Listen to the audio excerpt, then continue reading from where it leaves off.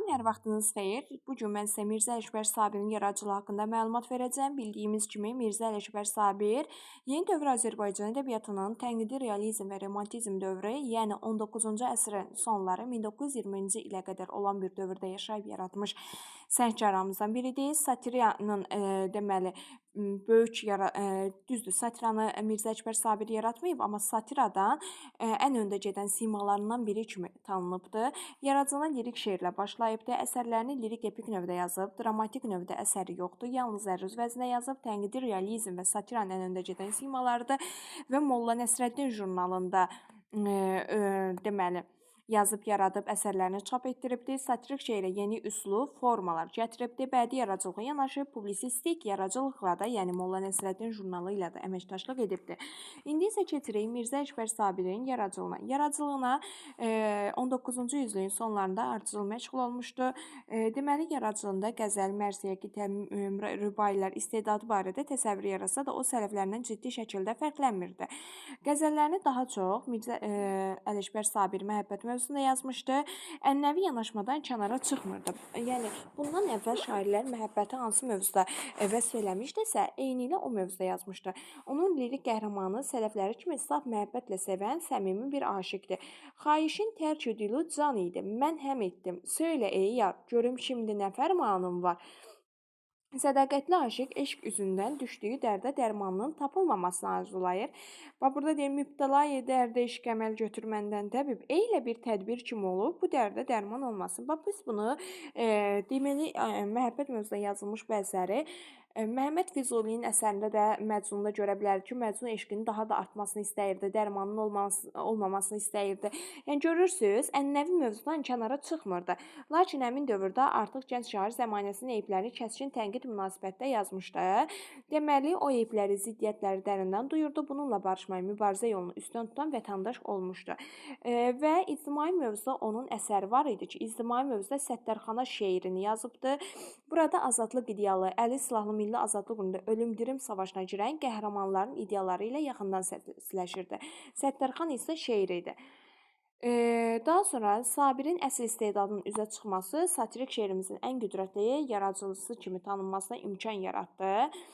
Deməli, gəlin indi onun əsərləri ilə tanış olaq, hansı əsərləri yazıbdı. İlk bilməliyik ki, onu Zənbur jurnalının redaksiyasında çalışmışdı. Daha sonra 1908-ci ildə şəriət müəllimi, inanmıram, bu hissələrin düşməsinə inanmıram deyə abituriyentlərə üstündə çox durmuram, keçirəm bu hissəyə. Deməli, baxın, bu hissələrdən şübhələnirəm ki, düşər. Əsas düşən hissələr. Pis əyrini, əyri düzü həmvar yazırdı sənətkarımız. Bu hissələrə baxın. Ölkədə aclıq, səfalət şairi daim düşündürmüş, bir-birindən kəskin əsərlər yazmışdı.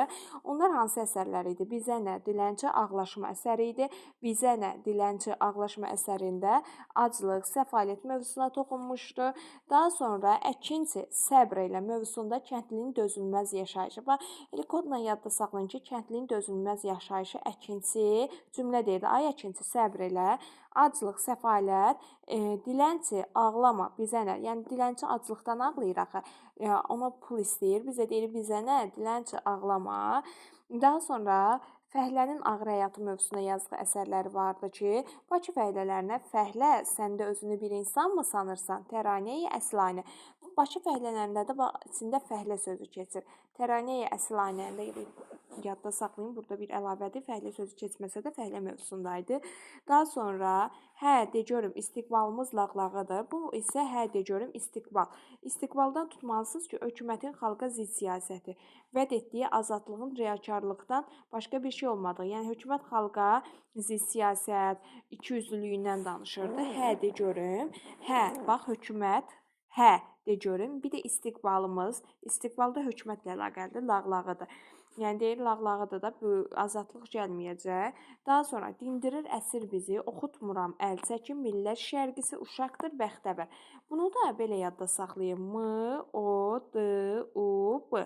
M, millət şərqisi, O, oxutmuram əl çəkin, modub sözü ilə. D, dindirir əsir bizi, modubun u'su, U, uşaqdır, B, bəxtəvər.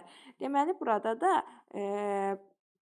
Cerilik, ətalət, mövhumat, cəhalət, tərəqqiyə mane olduğu gənc nəslin elmdən, təhsildən uzaq düşməsindən danışırdı. Daha sonra uşaq şeirləri var idi ki, məktəb şagirdlərinə töhfə, uşaq Boz yaz günləri, məktəb şagirdlərinə töhfə, uşaq və Buz yaz günlərində, Gəlgəl Ayaz günləri var idi. Bax o şeirdir. Daha sonra dedik ki, epik növdə əsər yazıb. Bax, onun təmsil yazması, hekayə yazması epik növdə olan əsəri idi. Firdovsinin Şəhnaməsindən bir parça, deməli, onun tərcümə əsəri idi. Hörümçək və ipək qurdu. Hörümçək nə olacaq? Bəli, təmsil olacaq. Daha sonra Molla Nəsrəddin və oğru onun hekayəsidir, amma mənzumdur. Hamısını tapa bilirəm, birini tapa bilmirəm isə məqalə olacaq. Hamısını tapa bilirəm, birini tapa bilmirəm felyetonudur. Eynilə Cəlal Məmməd Quluzadə də felyeton yazmışdı. Bir də mətbuat, məqalə olacaq. Yaxşı, mətbuatlı isə məqalədir.